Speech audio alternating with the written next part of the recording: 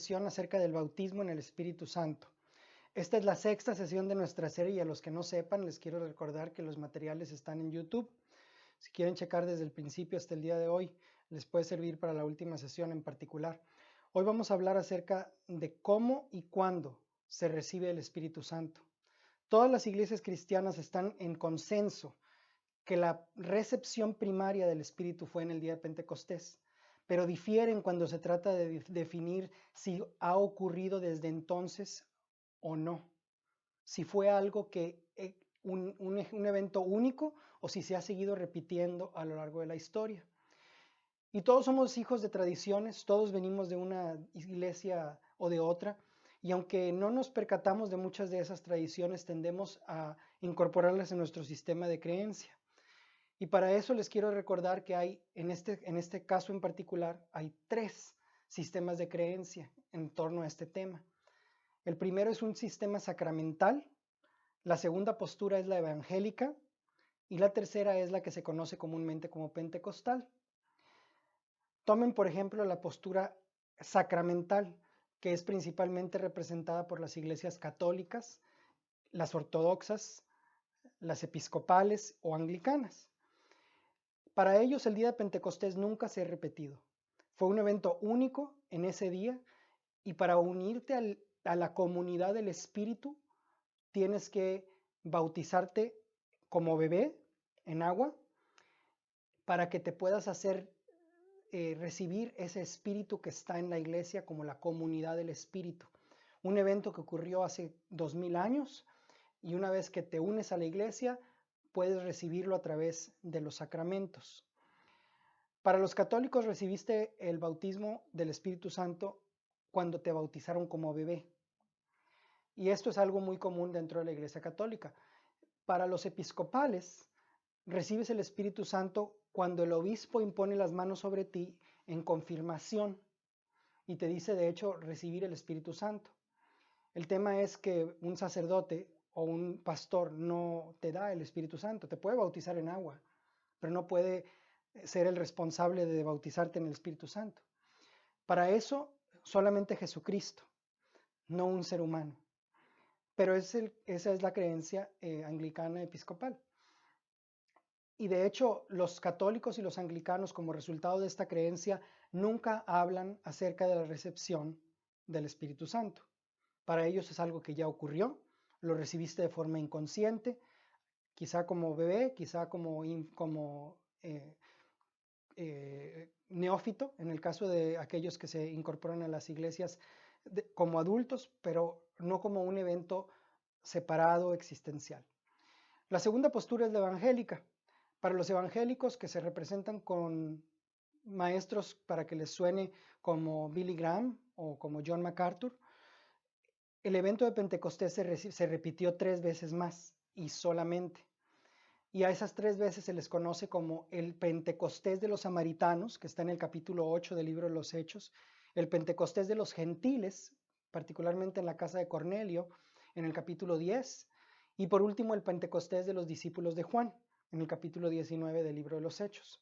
Y estas fueron las únicas repeticiones de un evento sobrenatural que le dio propulsión o impulso original a la iglesia, pero que desde entonces ha cesado.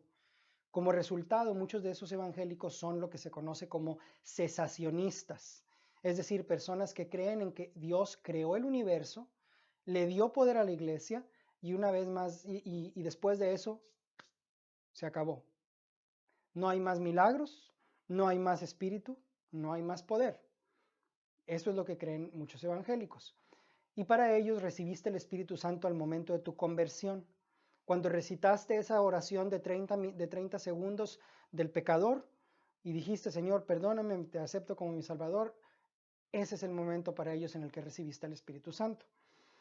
Una postura o un pasaje que leen muy comúnmente está en el libro en la carta a los Efesios, que dice así. Está en el capítulo 1, verso 13. Dice, en él también vosotros, habiendo oído la palabra de verdad, el evangelio de vuestra salvación, y habiendo creído en él, fuisteis sellados con el Espíritu Santo de la promesa. Para ellos eso significa que al momento que creíste, fuiste sellado. Por lo tanto, es el mismo evento. Pero aquí hay que distinguir que en muchos de los pasajes del Nuevo Testamento se listan 2, 1, 3. Solo una vez se listan los 4 pasos de los que hemos venido hablando en esta serie de clases. Porque quizás si los repitieran todas las veces sería un poquito tedioso. Y para dar una variación literaria y una importancia a los hechos que están narrándose en ciertos pasajes de la Escritura, el autor menciona 2, en este caso, por ejemplo, de Efesios, menciona 2 de los 4. No siempre se mencionan los 4, solamente una vez en Hebreos, en capítulo 6. Pero no significa que se haya recibido al mismo tiempo. No significa que la gracia del sello del Espíritu Santo, en este caso, se haya recibido cuando creíste. Pero esta es la forma en la que los evangélicos enseñan. Para la mayoría de los evangélicos, por lo tanto, no hay un Pentecostés en sus vidas, al igual que para los católicos. La idea es que el Pentecostés murió. La profecía y las lenguas o los idiomas murieron para ellos. Y a pesar de eso, en el libro de los Hechos, dice en el capítulo 2, porque para vosotros es la promesa de la recepción del Espíritu Santo, y para vuestros hijos, y para todos los que están lejos, o sea, nosotros los gentiles, para cuantos el Señor, nuestro Dios, llamare. Bastante amplio el mensaje, ¿eh? Porque la promesa es para nosotros hoy. Tan poderosas son las palabras del Nuevo Testamento acerca de esta experiencia que reemplazarlas por eufemismos tales como recibir a Jesús es inapropiado. Es tremendamente corto el significado que se le da a la recepción del Espíritu cuando se aplica a la segunda persona de la Trinidad, como vimos la siguiente clase. Es por eso que la tesis de esta serie de clases es que el Espíritu Santo se puede o no se puede recibir después de creer en Jesús. Y para eso leímos en la clase anterior el capítulo 19 del libro de los Hechos, en donde dice que había un grupo de creyentes en Éfeso que habían recibido la palabra, y aquí les leí en la primera clase que les había enseñado la palabra Apolo. Pero es interesante porque algunos de los que contradicen este tipo de pensamiento, de que el Espíritu Santo se recibe como una recepción separada de creer en Jesús, mencionan que estos creyentes del capítulo 19 de los Hechos no eran creyentes. Pero hay que notar que la palabra pisteusantes viene de la palabra pistis, que significa fe. Es la palabra que se utiliza para la creencia cristiana a lo largo del Nuevo Testamento. Y es la palabra que se utiliza aquí. Y es por eso que en la clase anterior leímos que Apolo les había instruido en el camino del Señor, siendo de espíritu fervoroso, y hablaba y enseñaba correctamente lo concerniente al Señor. Les hice ese énfasis para recordar o para decirles en esta otra clase que estos eran creyentes. Y Pablo les pregunta, ¿recibieron el Espíritu Santo cuando creyeron? Y un erudito del Nuevo Testamento, uno de los más grandes eruditos del siglo XX, el William Barclay, que les había comentado en la clase anterior, dice en uno de sus comentarios, esta pregunta se le tiene que hacer a todos los miembros de una congregación. Porque cuando dice que Apolos les enseñó y que eran creyentes, la pregunta que les hace Pablo revela que es posible creer en Jesús y a pesar de eso no haber recibido al Espíritu Santo. O tomen, por ejemplo, en el caso del libro de los Hechos, en el capítulo 8, la ciudad de Samaria. Felipe había viajado a Samaria y habían tenido una cruzada evangelística. Toda la ciudad creyó, toda la ciudad se arrepintió, fueron bautizados en agua y dice que la ciudad estaba llena de gozo. Caray, qué cruzada evangelística más exitosa. Si esto ocurriera en nuestros días, todo el mundo diría, qué felices estamos, vamos de vuelta a Jerusalén con gran gozo. Pero no en esos días, porque dice, el Espíritu Santo no había caído sobre ellos aún. Qué situación más desesperada. Los apóstoles Pedro y Juan de inmediato se apresuraron a ir a Samaria para corregir la situación, para imponer las manos sobre ellos y en el griego dice sobre cada uno de ellos, uno por uno, y recibieron el don del Espíritu Santo. De manera que en el caso del capítulo 8 de los Hechos hubo un gap, un lapso de entre 2 a 3 semanas entre el tiempo que creyeron y el tiempo de que recibieron el Espíritu Santo. Y es algo normal en el Nuevo Testamento la recepción separada del Espíritu. La pregunta que tenemos que hacernos es ¿cómo sabían los apóstoles que no recibieron los samaritanos el Espíritu Santo? Y la única respuesta es porque hasta ese momento todos habían recibido el Espíritu de la misma manera. Era una recepción común.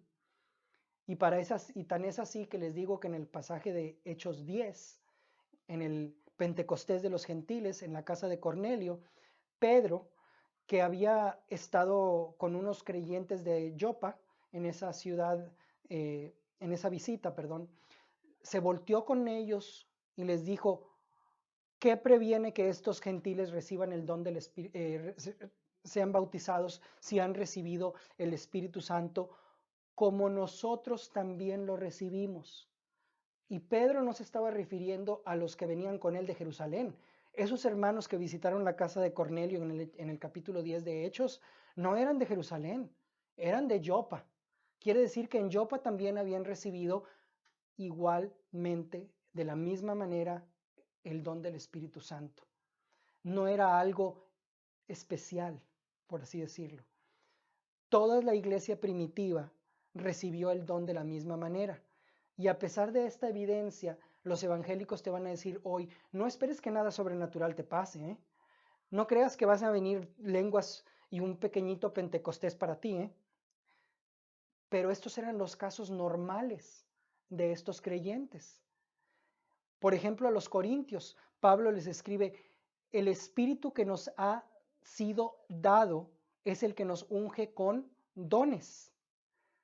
Pablo estaba dando por hecho que el ejercer los dones para el bien común era el producto de la recepción del Espíritu Santo, puesto que estaba hablando de dones carismáticos. Y en el Nuevo Testamento, los dones carismáticos, la palabra caris en el griego es diferente a la palabra carisma, porque algunos dicen, no, todos los creyentes son carismáticos porque todos han recibido la gracia de Dios, todos vienen del caris, que es gracia, y por lo tanto todos son receptores del Espíritu. Posiblemente con el Espíritu, como les dije en la clase anterior, pero no en el Espíritu. Estamos hablando de carisma, no de caris. Y Pablo, que por cierto ejerció todos los dones del Espíritu, no sanó a todo mundo. No estamos hablando de que fue una sesión de milagro tras milagro y un poder sobrenatural que era increíble, pero ocurría, ciertamente ocurría, en la iglesia primitiva. Pablo dejó a Trófimo enfermo en Milito. Le dijo a Timoteo que tomara un poco de vino por su enfermedad estomacal. Claro que le dijo que se lo untara, no que lo tomara. No es cierto. Pero estamos hablando de que Pablo levantó muertos. Levantó en una ocasión a un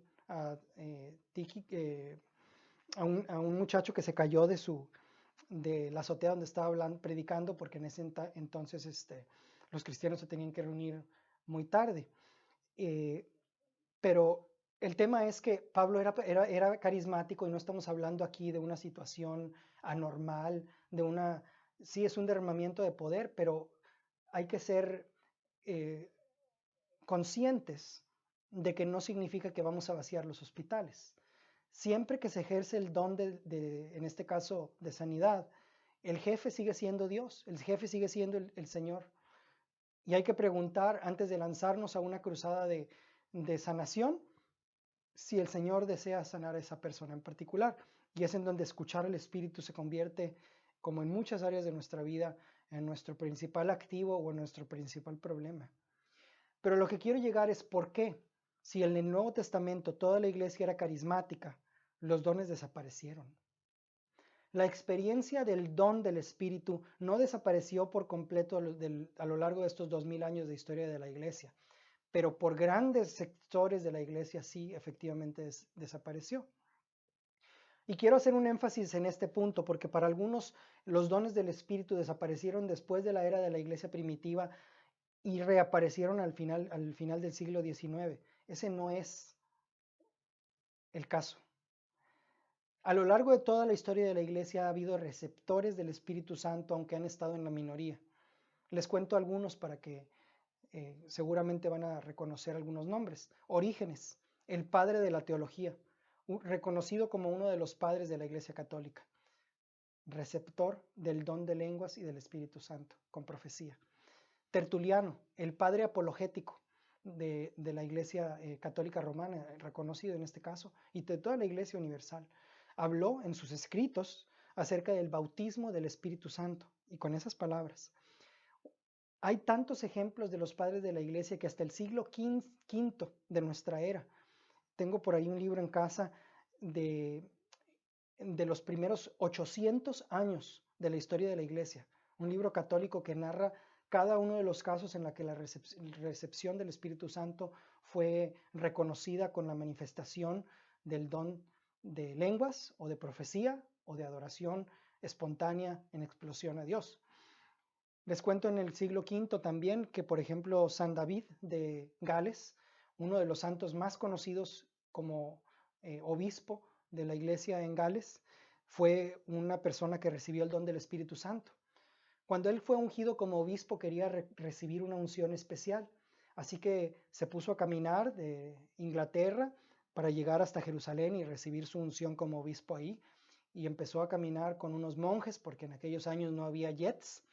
Y cuando los monjes llegaron a Gaul, en Francia, el día de hoy, los monjes anotaron en su diario: el Santo Padre David recibió el don del Espíritu Santo tal y como en los días de los apóstoles y habló en otras lenguas, porque así es el don existencial, a diferencia de lo que en muchas iglesias predican, es un don histórico.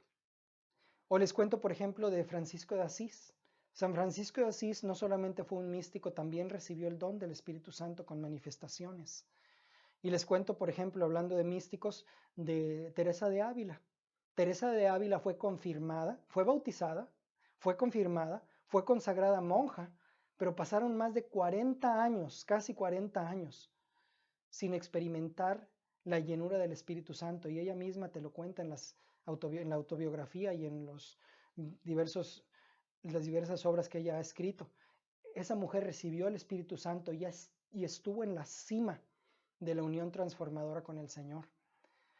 Y pasando a la era de la Reforma, Martín Lutero, de todos los lugares en los que se habla de él, es raro encontrar cuando habla del don de lenguas, pero habló en lenguas. Y en sus Stable Talks lo describe. Juan Wesley era una persona que creía en el don en el don carismático. Habló de la profecía, del don de lenguas o de idiomas, de sanidades, y todo esto en derredor de los hugonotes en Francia. También tenemos ejemplos más modernos como Charles Finney, Spurgeon y sobre todo John G. Lake, uno de los más grandes evangelistas con poder de sanidad que en mi opinión han existido en toda la historia de la iglesia. También en nuestro siglo tenemos a Smith Wigglesworth, y Smith Wigglesworth dio una profecía que más adelante les voy a decir en esta clase, muy significativa. Pero el punto es que los evangélicos, a pesar de que pelean por la verdad del evangelio, tienen una postura firme que la iglesia debería tener en todas sus ramas, desean compartir el evangelio, son los que proveen la mayor cantidad de misioneros en la iglesia desde los últimos 300 años, y les debemos mucho. Y aún así, hemos perdido, los evangélicos, la recepción del Espíritu Santo. Pero déjenme les digo un poquito más de qué logros han tenido para que no suene tan negativo. Al principio de la Reforma, los evangélicos tuvieron la gracia de luchar contra la agregadura de elementos no relacionados con el evangelio a nuestra base de creencias. Y para esto, sí, me refiero a la iglesia medieval, a la iglesia católica. Llega el punto en el que le agregas tanto equipaje a una canoa que se te vuelca. Y desgraciadamente era lo que estaba ocurriendo en los años anteriores a la Reforma protestante.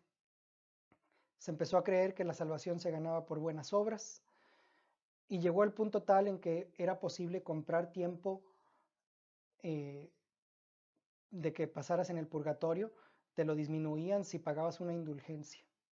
Y esa fue la gota que derramó el vaso para un monje, eh,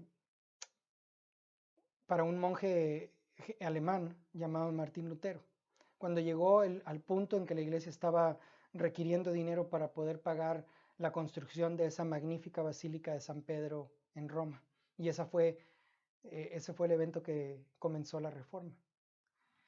La última pelea de los evangélicos ha sido contra lo que se conoce como el alto criticismo, la alta crítica, perdón, que básicamente agarra la Biblia y la corta con tijeras y quita todos los elementos mitológicos, por no decirlo de otra manera, porque en realidad son los eventos milagrosos que nos dan el poder de Dios, de la Escritura.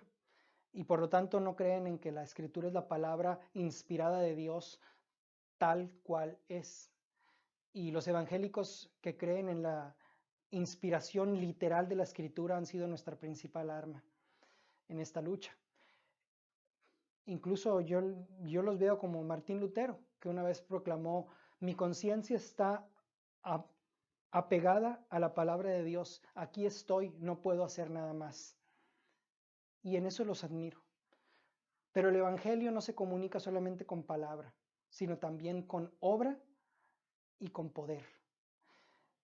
Y sin el don del Espíritu, los dones del Espíritu tienden a desaparecer.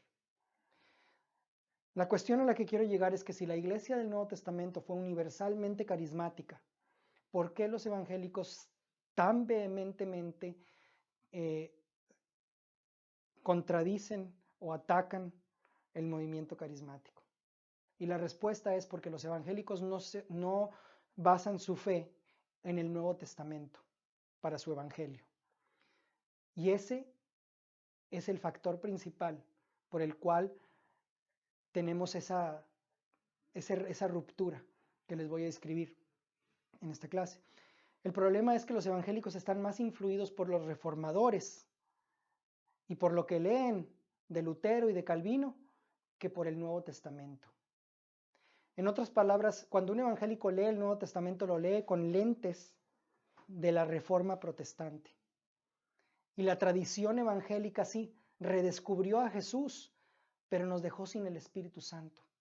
Y ese es el gran problema. Para citarlo en un evento histórico, cuando el padre superior de Martín Lutero, von Stalpitz, le dijo: Martín Lutero, ¿qué vas a hacer si remueves 5 de los 7 sacramentos, las oraciones a los santos, las indulgencias? ¿Qué vas a poner en su lugar? Y Martín Lutero en su respuesta histórica le dijo: Jesucristo. El hombre solamente necesita a Jesucristo. Y es cierto, pero no completó el trabajo de la Reforma.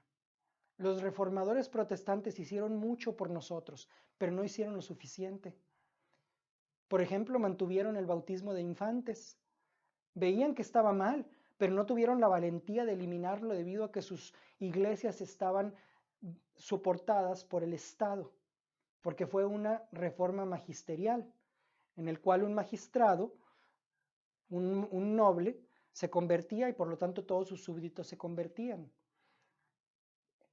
En otras palabras, mientras que los católicos se les acusa de que su Trinidad es Padre, Hijo y Virgen María, a los evangélicos se les acusa de que su Trinidad es Padre, Hijo y Santa Escritura.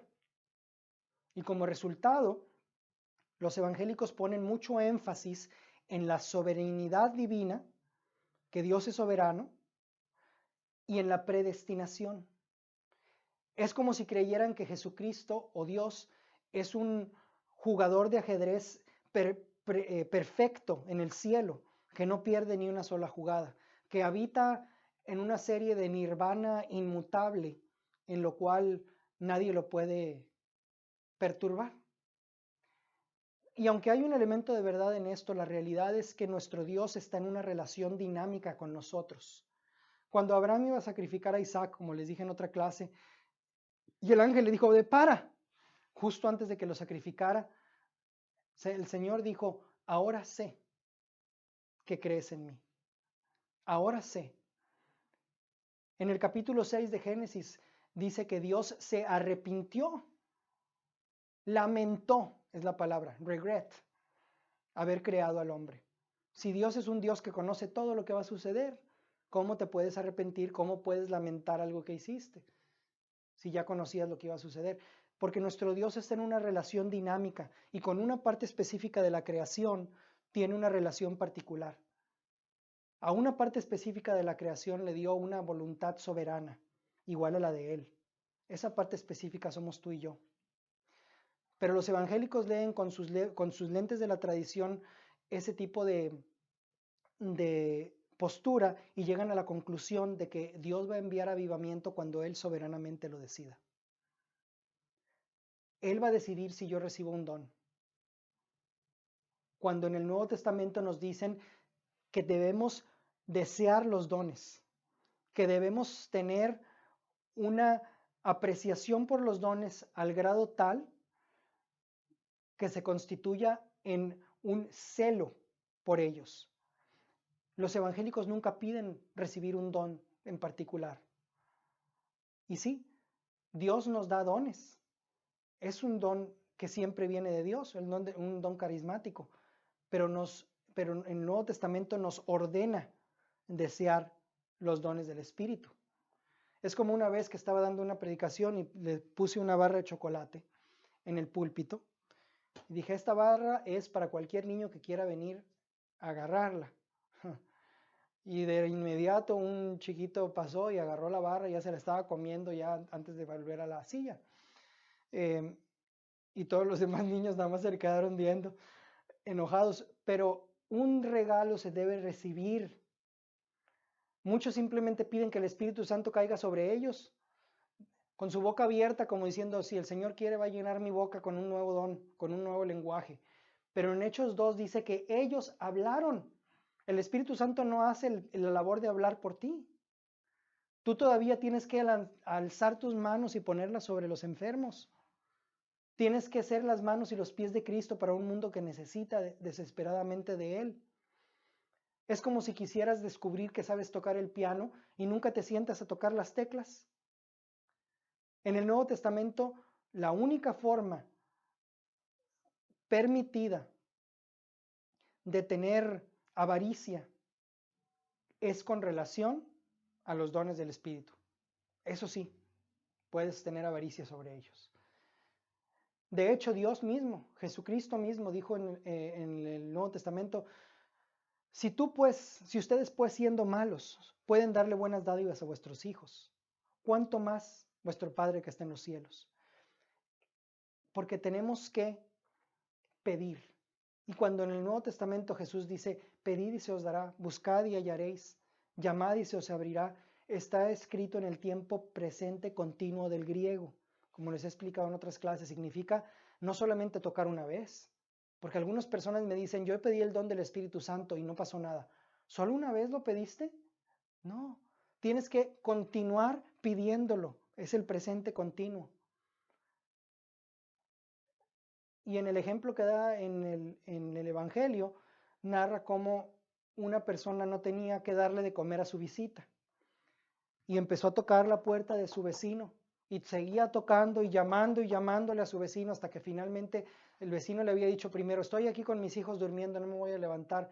Pero él seguía insistiendo hasta que el vecino se levantó y le dio todo lo que necesitaba. Y de la misma manera hemos de llamar a Dios y pedir. Recibir el Espíritu Santo es vital porque es nuestra seguridad. La palabra de Dios dice que el mundo no lo puede recibir. Es imposible para los no creyentes recibir el Espíritu, dijo Jesús. De manera tal que si el Espíritu mismo es el que da testimonio con nuestro espíritu de que somos hijos de Dios, esa es mi certeza como creyente, que voy en el camino correcto. Claro, es una certeza que no depende de un anagrama teológico, no es una confirmación y seguridad de que soy salvo porque aquí lo dice. Ese tipo de seguridad no es suficiente porque ¿cómo sé que lo que dice ahí aplica a mí? La seguridad es un don del Espíritu y es el trabajo del Espíritu Santo. Está basada en mi relación presente con el Espíritu del Señor. Como les dije en la clase anterior, en la Segunda Guerra Mundial los aviones de la Fuerza Aérea aterrizaban en bases en donde los focos estaban apagados de la pista y utilizaban un sistema primitivo de radar en el cual si te alejabas de la pista, emitía una alarma. Y de la misma manera, cuando dejas de caminar con Dios, lo primero que pierdes es tu seguridad de que estás en el camino correcto. Es la seguridad similar a la que sientes cuando usas un GPS para llegar a tu destino y el GPS te va marcando si vas en la dirección correcta. Y claro, mientras sigas caminando, estás confiado en que vas a llegar a tu destino. Nuestra seguridad en que somos salvos no depende de una decisión que hiciste 20 años atrás, sino depende de una relación constante y cotidiana con el Espíritu Santo, recordándoles que lo que significa salvo es un proceso, no un evento como una línea vertical, sino como una línea horizontal, como vimos en la clase, en la primera clase, me parece. A lo que quiero llegar es que cuando los evangélicos hablan de la recepción del Espíritu Santo en tu conversión y cuando hablan de que Jesucristo es lo único que el hombre necesita, han llegado a crear un evangelio centrado en Cristo, un evangelio cristocéntrico. Y eso tiene mucha virtud. El problema es que no hablamos mucho del Espíritu Santo y es la tercera persona de la Trinidad. Uno de los hechos, un ejemplo muy claro de esto es cuando Juan Calvino escribió los fundamentos de la religión cristiana, uno de los tomos más conocidos en el ramo evangélico de la iglesia, le dedicó más de 120 páginas a los 10 mandamientos. Pero al tema del Espíritu Santo, ¿saben cuántas páginas le dedicó? 15. 15. Porque los evangélicos no le dan mucho pensamiento a lo que el Espíritu Santo hace. Y como resultado, muchos son vulnerables al legalismo, porque se pone mayor énfasis en la ley que en el Espíritu. Y sí, la fe entonces se convierte en un elemento lógico, se convierte en una aceptación de verdad aquí en mi cabeza y toma precedencia sobre la vida en el Espíritu. Y la Biblia se convierte en una especie de caja de textos prueba para defender mi sistema teológico. Pero la doctrina no es dinámica. La doctrina por sí sola te da el orden de un cementerio.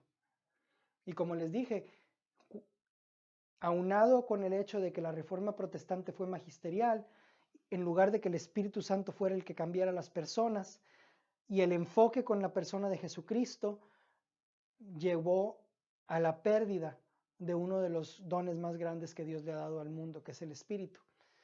Y esto tuvo muchas implicaciones. En Suiza, por ejemplo, hasta el día de hoy hay cantones católicos y hay cantones protestantes, porque como les digo, fue una reacción en la que se utilizó el poder del Estado y no el poder del Espíritu para convertir a las personas. Un último elemento, en consecuencia, es que los evangélicos sobrereaccionaron a la superstición de la Edad Media durante la Reforma Protestante. Durante la Edad Media eran muy comunes los peregrinajes, la veneración de reliquias de santos, y esos eran elementos que se consideraban milagrosos por la mayoría de los cristianos. Ir a caminar de rodillas los pasos sagrados en Roma o visitar la Basílica de Lourdes. Pero cuando los protestantes llegaron, dijeron, no más. Claro, hasta el día de hoy muchos carismáticos pueden viajar miles de millas para que Osborne o Benny Hinn obren por ellos, pero a lo que quiero llegar es que en lugar de corregir la fuente de la sanidad, y decir no es la idolatría, no es la persecución de ciertos elementos eh, místicos, sino la búsqueda del espíritu, dijeron simple y sencillamente, no hay más sanidad. Y al hacer eso, como dice el dicho, tiraron el agua del baño con el bebé. Existen expresiones legítimas del poder de Dios, tales como el exorcismo y la sanidad, que muchos evangélicos han perdido al caer en lo que se conoce como el cesacionismo, que les comenté. Un último elemento es que le atribuyen el poder de Dios, del Espíritu, a la palabra. Y entonces al hacer eso y el atribuirle al Nuevo Testamento el poder que solamente le pertenece al Espíritu, han hecho que el púlpito sea el centro de toda la actividad. Frecuentemente un púlpito inmenso en el centro de la iglesia. Y este énfasis en la verdad ha llevado a que la mayoría de las congregaciones evangélicas no tomen parte en la celebración. Se convierten en ministerios de un solo hombre. Y en muchos de los casos las congregaciones evangélicas son mayormente pasivas. Se convierten en un predicador con una audiencia que puede ser de 50 o de 5,000, pero ese no es el modelo del Nuevo Testamento. En el Nuevo Testamento cada creyente es un ministro. Y la consecuencia más seria que los evangélicos han sufrido a lo largo como resultado de todos estos elementos que les he contado, realmente es la teología conocida como el dispensacionalismo. El día de hoy la mayoría de evangélicos creen en el dispensacionalismo como que Dios dispensó su gracia en 7 dispensaciones. Fue introducido como sistema teológico por una persona conocida por un señor que se llamaba John Nelson Darby, que convenció a un abogado que se llamaba Scofield de que la Biblia se dividía en 7 pasajes, en 7 eras, en las cuales Dios brindaba su salvación de diferentes formas. Lo convenció. Scofield puso sus notas en la Scofield Bible, en la Biblia de Scofield, que se convirtió en la Biblia principalmente vendida desde el siglo XIX y el siglo XX en Estados Unidos. Y el problema es que esa Biblia incluía muchos comentarios de Scofield y de John Nelson Darby que no son de parte de la palabra de Dios, son el comentario humano. Pero mucha gente que leía el comentario inspirado en la parte de arriba de la hoja y el comentario de el hombre en la parte de abajo, cerraban sus Biblias y se iban a sus días pensando, ya lo leí en la Biblia, pero no sabían si lo habían leído en la parte de arriba o en la parte de abajo. Y aprovecho para decirles que nunca compren una Biblia que tenga notas de hombres en su edición. Pueden comprar cuantos libros quieran que les ayuden a entender la Biblia separados. Porque aunque seas un maestro mental y una persona súper brillante, no vas a recordar si lo leíste como nota de hombre o nota de Dios.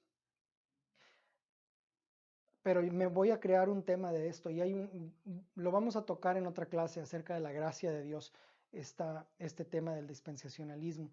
El problema central es que el dispensacionalismo abraza el cesacionismo, que los dones del Espíritu Santo fueron solamente para la dispensación apostólica. Y por lo tanto, el don de idiomas o el don de lenguas no es para hoy, no puede venir de Dios. Lógicamente se deduce que los dones son de Satanás. Y esta postura pone a muchos evangélicos peligrosamente cerca de cometer el pecado no perdonable.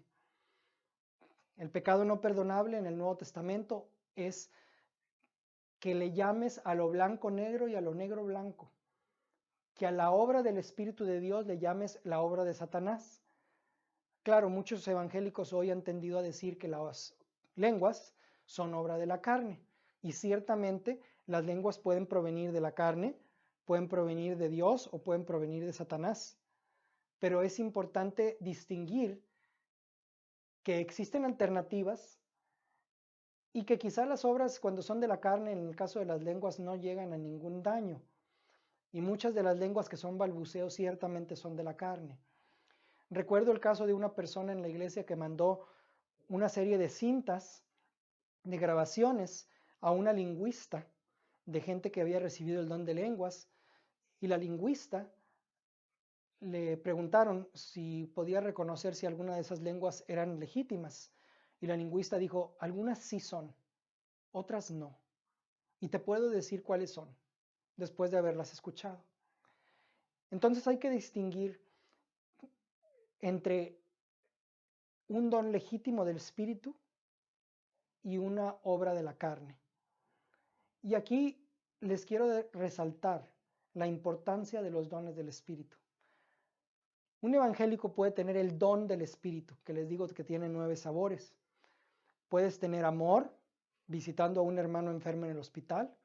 Puedes tener gozo, otro sabor, siendo amable y fervoroso cuando lo visitas.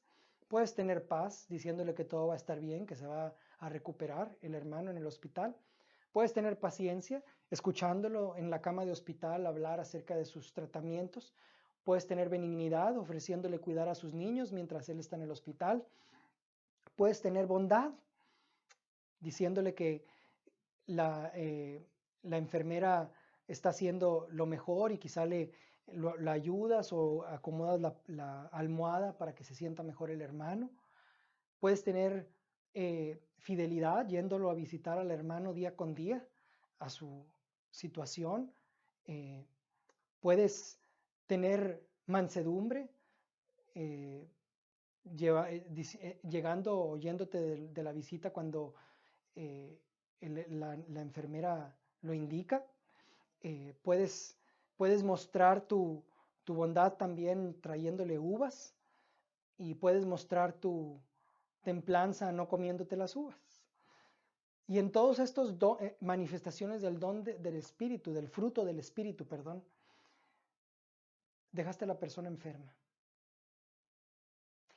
Ahí es en donde necesitamos el poder de los dones, de los frutos del Espíritu Santo.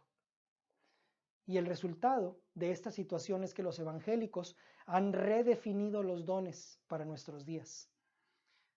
Muchos de ellos hablan que el don de lenguas en nuestra era, en nuestra dispensación, es la habilidad de aprender un idioma en meses y no en años.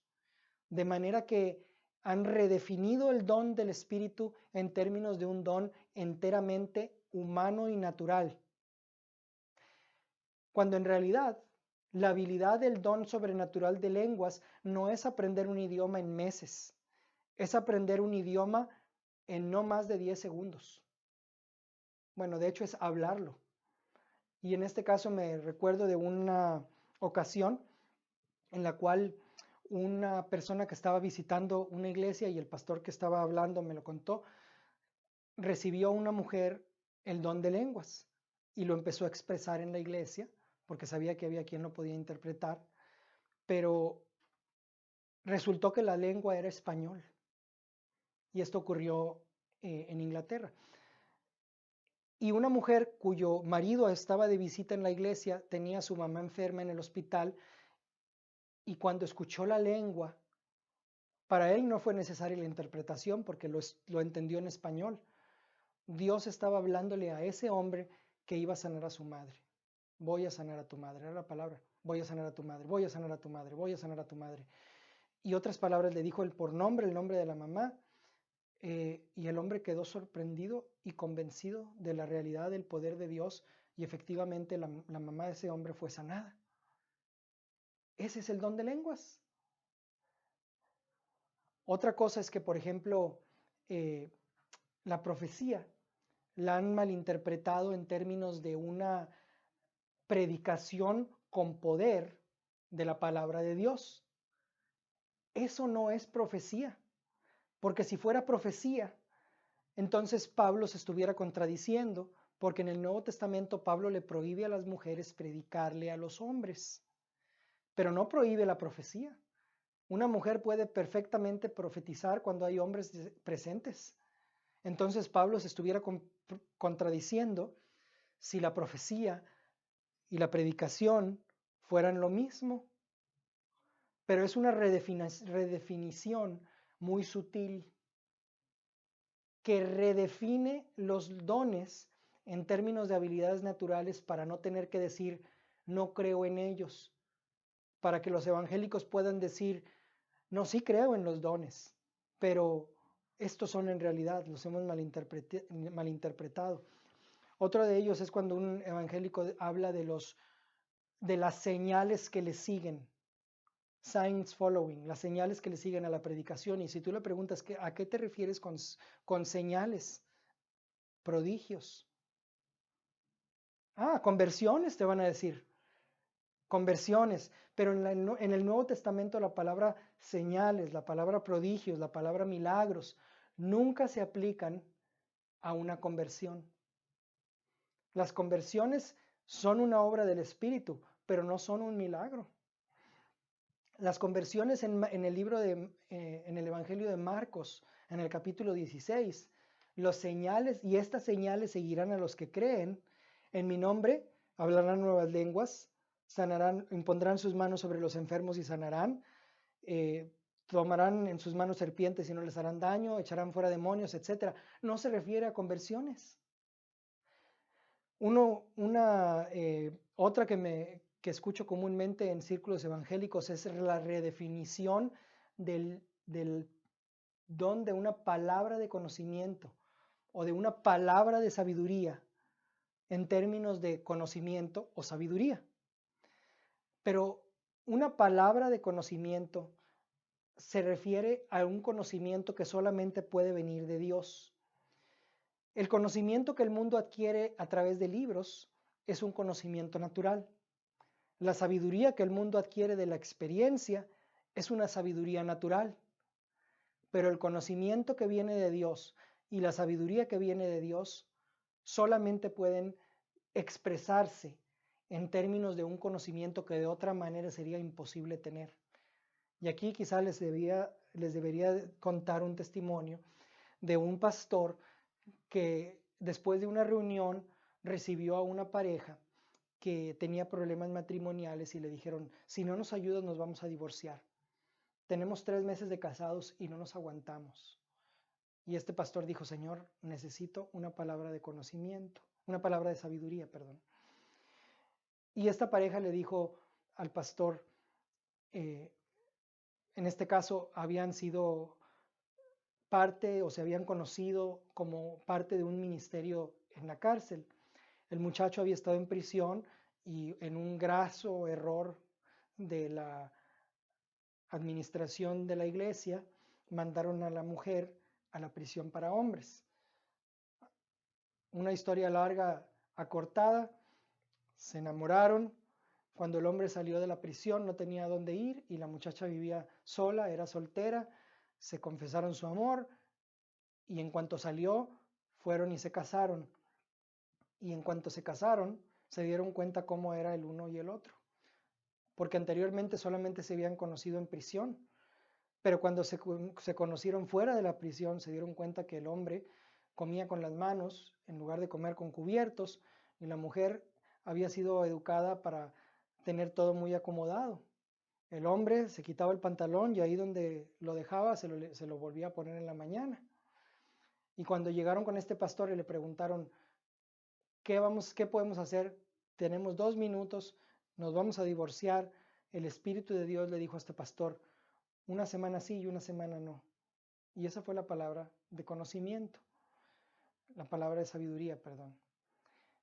Y el mensaje fue, una semana van a hablar, van a actuar de acuerdo a cómo actúa el muchacho y la siguiente semana van a hablar van a actuar de la forma en la que actúa la muchacha. Bueno, sonaba tan loco que esto tiene que ser de Dios, dijo la muchacha. Y después de 7 meses el pastor recibió una carta diciéndole, no podíamos imaginarnos que el matrimonio pudiera ser tan magnífico. Fue algo que hicieron por una inspiración del Espíritu Santo. No es una palabra que aplica para todos los matrimonios. No se trata que de ahí vamos a escribir un libro acerca de cómo aconsejar matrimonios basado en una semana sí y una semana no. Es una palabra de sabiduría. O por ejemplo, cuando a un pastor le dijeron, una congregante le preguntó, ¿cómo puedo ser mejor discípulo? Y el pastor dijo, no tomes esas pastillas. Y la mujer se quedó, ¿a qué te refieres? Y el pastor le dijo, no sé, pero es lo que el Espíritu me dice que te diga. Y tengo la sensación de que es relacionado con paz. Supongo que son quizá pastillas tranquilizantes. ¿Cómo sabes que tomo pastillas? No sé, Dios me lo dijo. Y la mujer le dijo, pues sí, las tomo. Y le preguntó el pastor, ¿son para orden del doctor? Y la mujer dijo, no, pues Dios dice que no los necesitas, los medicamentos. Y la mujer se fue llena de gozo. Y aparentemente Dios no contestó la pregunta de cómo puedo ser mejor testigo. Pero ¿a quiénes creen ustedes que la mujer, dice el pastor, iba a testificarle de inmediato acerca de su decisión de dejar de tomar las pastillas? Ciertamente al médico. A eso me refiero con dones de palabra de conocimiento y palabra de sabiduría, de manera tal que les digo a los evangélicos, y este es mi mensaje para ellos, 4 puntos. Bueno, en este caso de los dones, no hagan que los dones sean algo natural. Manténganlos especiales. Los dones son sobrenaturales y son hermosos porque le permiten a los miembros de una congregación, quizá los menos indicados, quizá los menos preparados, quizá los que tienen la menor educación, la habilidad sobrenatural de ministrar. Y Dios tiene de hecho una preferencia especial por ese tipo de personas para manifestar sus dones espirituales. Mi mensaje es entonces para los evangélicos, número 1, como dice en el Nuevo Testamento, no prohibáis las lenguas y no menospreciéis la profecía. Las lenguas son una evidencia legítima de la recepción del Espíritu Santo. No son la única evidencia, pero como son una de las evidencias, todos los evangélicos deberían recibirlas y darles la bienvenida. Y también las lenguas son una forma de acceder a otros dones. Es una forma de edificarnos a nosotros mismos y también quizá edificar a otros, siempre y cuando sean interpretadas. Pablo siempre fue muy restrictivo en términos del uso de los dones de lenguas. Y eso lo voy a comentar más adelante cuando hablemos a los carismáticos, que espérenme tantito y también vamos a hablar acerca de ellos. Pero los dones de lengua son buenos para los que comienzan, para los nuevos creyentes que sientan y experimenten cómo Jesucristo puede hacer algo en sus vidas que anteriormente no podían hacer. Pero es importante que tengan esa avaricia para desear nuevos dones. Pablo mismo dice, yo alabo a Dios que oro en lenguas más que todos ustedes. Qué interesante que Pablo haya dicho eso. ¿Cuál creen ustedes que fue el secreto de Pablo para soportar latigazos, apedreado, naufragado? El don de lenguas, la administración personal, cuando tus problemas son demasiado grandes, tan grandes que no puedes articular una oración, tienes el acceso directo al Espíritu de Dios. Otra cosa es, y esto es lo que les quiero decir simplemente a los evangélicos, pero ahora les hablamos a los carismáticos. Los carismáticos tenemos que entender que Jesucristo, a pesar de que Jesucristo es el mismo ayer, hoy y por los siglos, y a pesar de que debemos apropiarnos de esa experiencia pentecostés de una forma existencial, y a pesar de que el Espíritu se recibe de la misma manera hoy de la que se recibía en la era de la época de la iglesia primitiva, tenemos que saber que las lenguas son una de las manifestaciones, pero no todas, como les digo. Podemos recibir el Espíritu en un lenguaje conocido o podemos recibir el Espíritu en un lenguaje no conocido. Y el problema aquí es que muchos carismáticos, han hecho de las lenguas la única y exclusiva evidencia de la recepción del Espíritu Santo. Pero ya les comenté el ejemplo del del misionero que recibió el don del Espíritu Santo simplemente con una palabra que salió de su corazón. ¡Aleluya! En la clase anterior. Muchos pentecosteses hoy hacen demasiado del don de lenguas. Por el contrario, los evangélicos hacen quizá muy poco, pero el problema es que el don de lenguas se le tiene que dar su lugar en la iglesia. Solamente 2 o 3 personas máximo y se tiene que interpretar. De otra manera es un don para uso privado. Para Pablo, la unción del don de lenguas era un don que era para edificación personal, y cuando se traía al contexto comunitario, la prioridad era la ministración de otros, no tu expresión personal.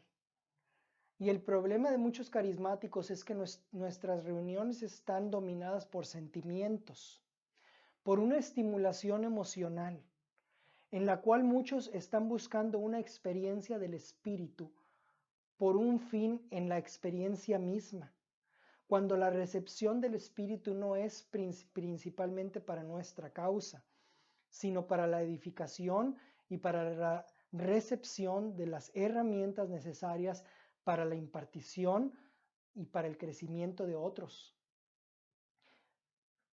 Al grado tal que si tú vas a muchas iglesias carismáticas el día de hoy, vas a encontrarte con el espíritu existencial del mundo.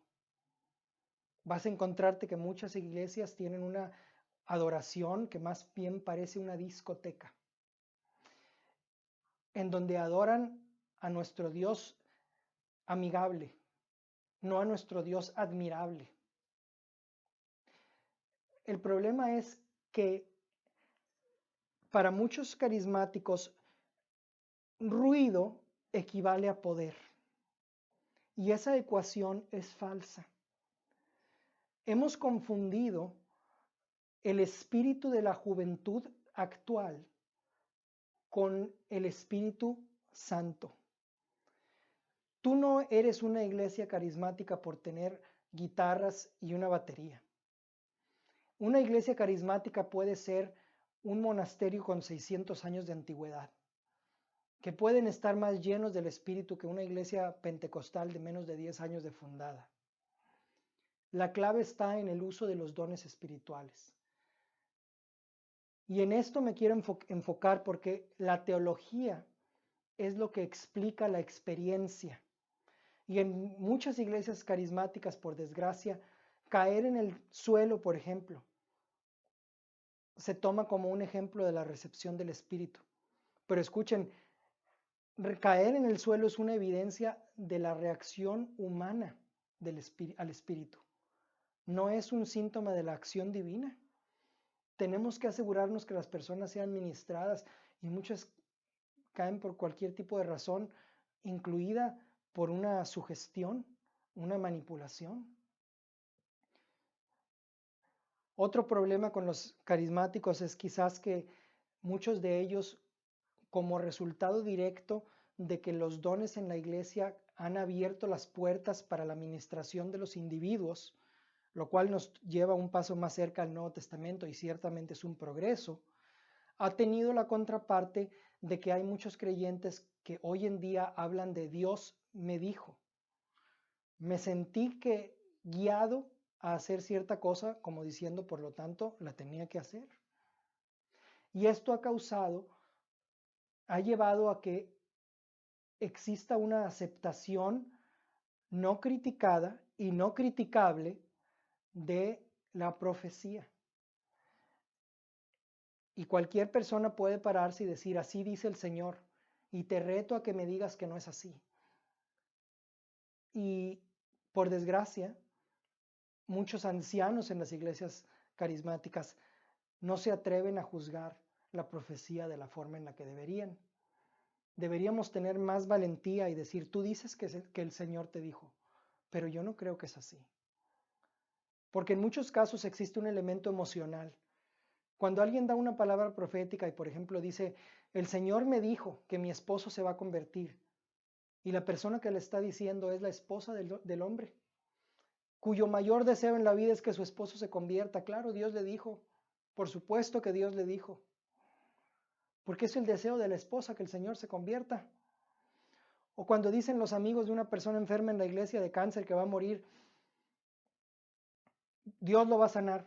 Y tienes a 2/3 de la iglesia profetizando y orando que Dios va a sanar a esa persona. Porque el deseo más sincero de su corazón es que Dios lo sane. Pero eso no significa que hayan escuchado hablar al Espíritu Santo. Nosotros no somos papas, no somos infalibles. Le dije a un amigo a un amigo sacerdote, lo que más admiro de la Iglesia Católica es que solamente tienen un maestro infalible.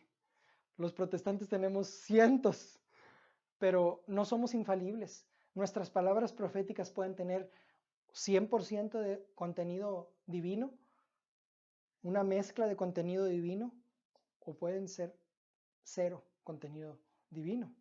Y tenemos que reconocerlo como tal. Ahora, una última palabra acerca de los carismáticos. No sé si ustedes han oído hablar acerca de los espíritus territoriales. Yo recuerdo cuando era pequeño que un día hubo una reunión en una iglesia, incidentalmente era una iglesia metodista que prestaron para la cruzada, en donde iba a venir una evangelista muy conocida para orar por la ciudad y teníamos que estar orando e intercediendo para que Dios atara a los espíritus territoriales que tenían en su poder a la ciudad. Pero les quiero decir que en Daniel, en el libro de Daniel capítulo 9, a Daniel se le dice acerca de los espíritus territoriales, pero no se le dice que haga nada acerca de ellos. Jesús y Pablo solamente se enfrentaron a los espíritus inmundos conforme se manifestaban en sus reuniones. Ninguno de los dos iba buscando un pleito con los espíritus territoriales o con los espíritus inmundos. Eso es una diferencia que tenemos que enfatizar. Otra que les puedo mencionar es que la experiencia carismática siempre se tiene que probar a la luz de la Escritura. Siempre debemos tratar de entender el propósito de Dios en ella. Tú como carismático no puedes comunicar tu experiencia a nadie más porque se va a convertir en manipulación. Los va a llevar a una experiencia artificial, quizá un encuentro emocional con Dios, pero no con sus propias emociones, perdón. Pero no es posible, porque no es posible comunicar tu experiencia. Lo que es posible es comunicar la verdad que te llevó a esa experiencia. Y eso lo puedes explicar apropiadamente cuando estudias la palabra de Dios. De manera tal, y aquí les quiero hacer un énfasis interesante, porque yo me recuerdo que cuando era niño, la primera vez que escuché a una persona orar en lenguas fue algo difícil. Realmente no lo logré captar, porque no lo había escuchado nunca y me sentí extranjero. Y es interesante que en el Nuevo Testamento, cuando el Espíritu Santo se expresa y las personas que tienen el don de lenguas lo dejan fluir en presencia de otros, en lugar de venir y en presencia de otros edificar a otros, y le dan prioridad a la expresión personal. Y cuando no existen esas 2 o 3 personas que les digo que tienen que interpretar, el resultado que dice el Nuevo Testamento es precisamente lo que yo sentí. Te sientes como extranjero. Porque en el Nuevo Testamento existe la evidencia de que si tú cantas en el Espíritu, como algunos líderes de alabanza les gusta hacer. Y empiezan a tocar el piano o la guitarra y empiezan a cantar en lenguas. Y hay personas inconversas o creyentes que no han recibido el don presentes. Existe un sentimiento de ser rechazados. Porque en el Nuevo Testamento, cuando Pablo habla acerca de esa situación, Pablo cita un pasaje del libro de Isaías, en el que dice que ustedes van a saber que yo los he rechazado cuando yo llene mi ciudad, Jerusalén, con lenguas que no entiendan. Y en el contexto significaban lenguas babilonias. Y de manera tal que en 1 Corintios capítulo 14, Pablo se está refiriendo a que cuando tú expresas tu don, porque lo quieres hacer en público, estás rechazando, quizás sin querer, a otros. Hazlo en privado. Hazlo en privado. Y para terminar, les quiero hacer una breve revisión de los pasos históricos, quizá a partir del siglo XX, del movimiento carismático o pentecostal. Porque a veces es necesario, como les digo, somos hijos de tradición y es interesante aprender de dónde provienen esas tradiciones. El movimiento carismático comenzó con lo que se le conoce como la primera ola. La primera ola pentecostal fue formada como una denominación separada como resultado de su énfasis en el bautismo del Espíritu Santo, lo cual fue rechazado por muchas de las denominaciones principales de la iglesia. Con su énfasis en hablar en lenguas, y si no tienes las lenguas no tienes al Espíritu, crearon una separación como una denominación aparte.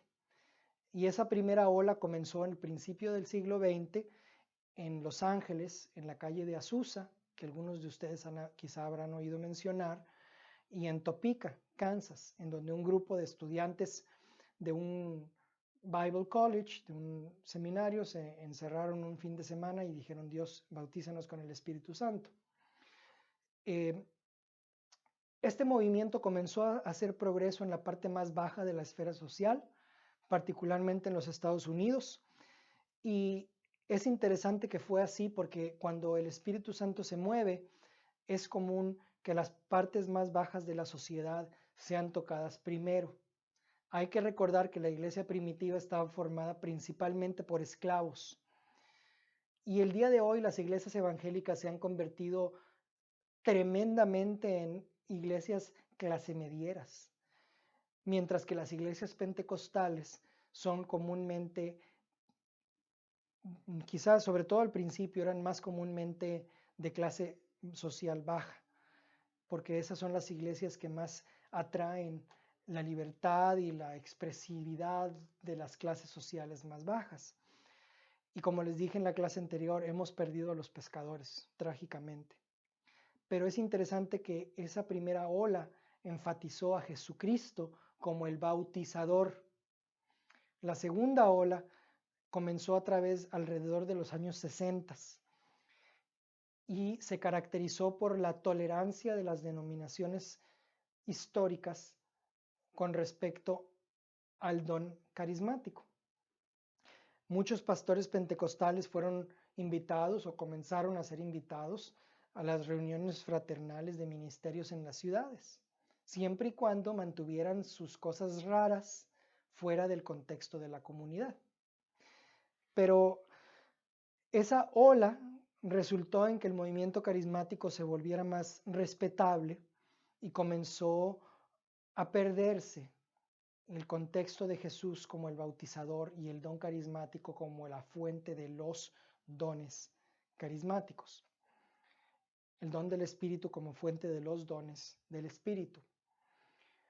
Y así comenzó la tercera ola, alrededor de los años 70. La tercera ola del movimiento carismático comenzó en los católicos y en general en las denominaciones históricas.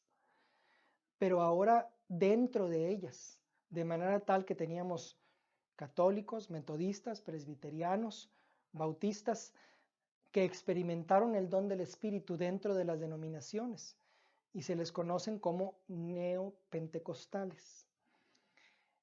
Y esto llevó a una asimilación del don del Espíritu dentro de las denominaciones. Y por ejemplo, llevó esa asimilación desde el punto de vista teológico a que la teología evangélica y la teología católica crearan sus sistemas para aceptar el don del Espíritu, pero a la misma vez negarlo. Y así es como tenemos que el principio del don del Espíritu, el don del bautismo del Espíritu fue rechazado por las denominaciones y los católicos dicen que recibes el don en el bautizo y los evangélicos dicen que lo recibes en la conversión, pero aceptaron los dones del Espíritu, los dones carismáticos, el don de sanidad, por ejemplo. Y entonces el resultado es que el día de hoy el don del Espíritu se cree mayormente que se recibe de forma no consciente, de forma inconsciente. Y la verdad es que si no tienes el don, los dones tienden a desaparecer, por desgracia. Pero así es. La cuarta ola, yo creo que es lo más importante. Y con esto llegamos a nuestros días. Una ola de integración. La palabra y el Espíritu juntos. Porque la palabra sin el Espíritu te seca. El Espíritu sin la palabra te explota, te hace reventar. Pero el Espíritu y la palabra juntos te hacen crecer, te hacen florecer. Y aquí quiero mencionarles lo que les dije anteriormente de la profecía de Wigglesworth. Wigglesworth fue un plomero de Yorkshire, en Inglaterra, que Dios usó poderosamente en el siglo XX. Antes de morir, Wigglesworth dijo que a la iglesia iba a venir un interés renovado en la palabra de Dios y que la restauración de los dones espirituales a toda la iglesia le iba a suceder a esa renovación del don de la palabra de Dios. Y en la generación en la que estos dos movimientos se conjugaran, íbamos a ver el mayor mover del Espíritu que se haya visto en la iglesia, en la historia de la iglesia.